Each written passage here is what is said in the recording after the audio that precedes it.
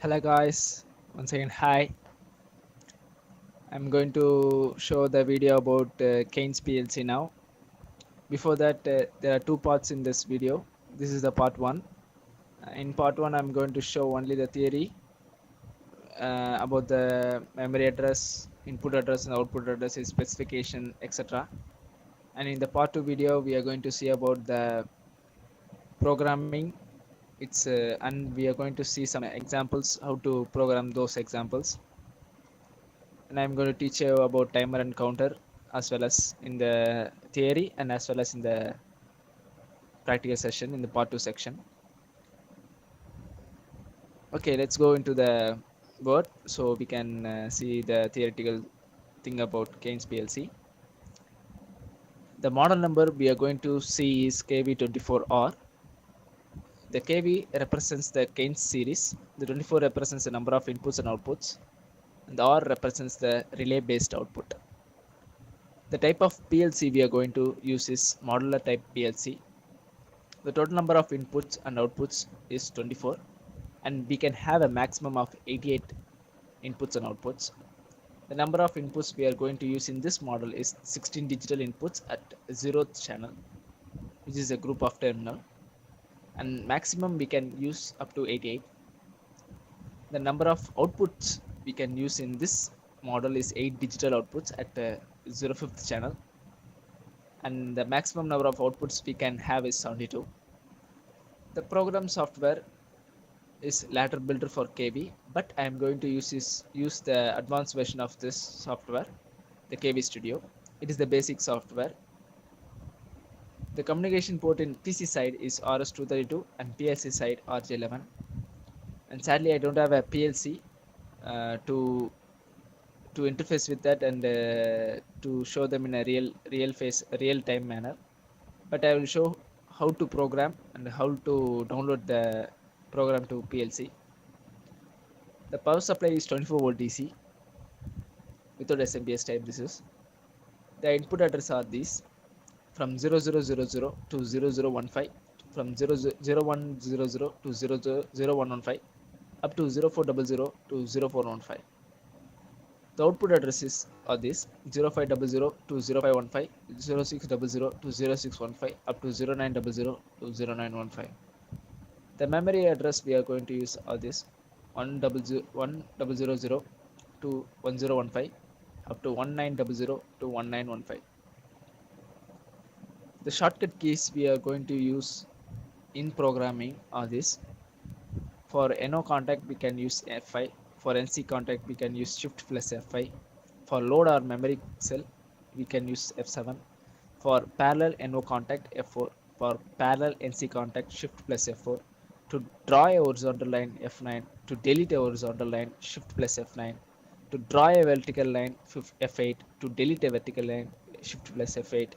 To enter a new rank shift plus enter. To delete a new rank shift plus delete. Zoom in CTR plus page down, zoom out CTR plus page up. To compare CTR plus F9 and at last to stimulate CTR plus F2. The syntax we use for timers are these three. The first one is the timer, which can allow up to like without a decimal 1 seconds, 10 seconds, 12 seconds, 20 seconds, like that. And the second one is up to 1 decimal after a point, after 1 digit after a decimal.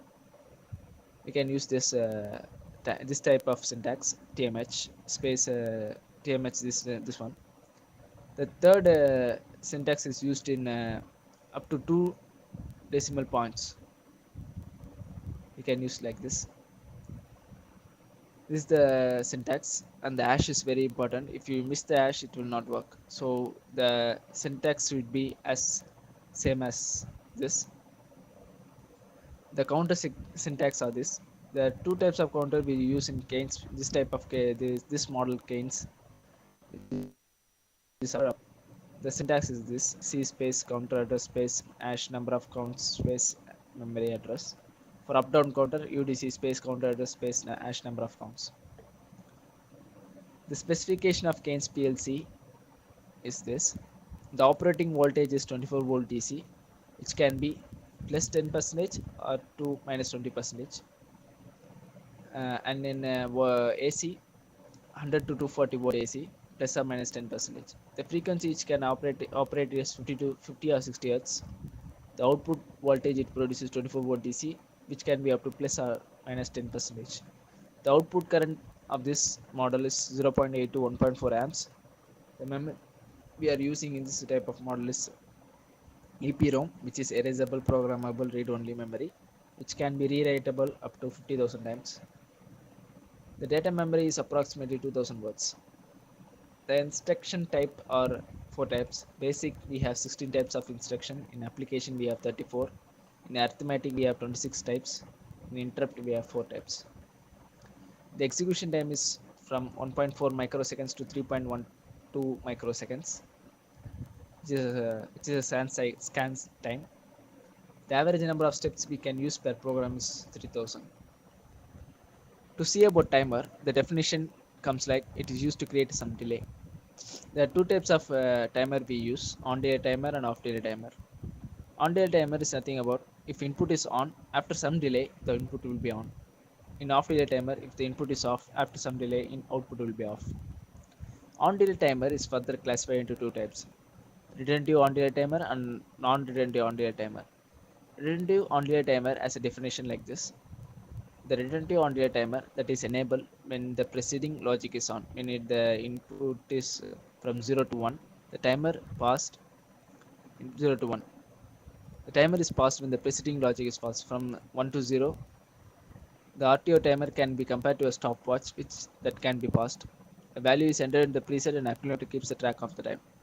To say simply, when the input is on, the timer will be on. When the input is off, the timer will be resumed at a point. When again the input is on, the timer will resume from that point. Non-retentive on-delay timer is opposite to the retentive on-delay timer. When the input is off, the input is off, the timer will be reset. As I said before, TMR is a normal speed, TMH is high speed mid timer, and TMS is ultra high speed timer. Which in normal speed we can use up to a second, a digit. In high speed timer we can use up to 1 decimal point. In ultra high speed timer we can use up to 2 decimal point for accuracy. Time address or counter address are same, 000 to 109. Let's see about counter.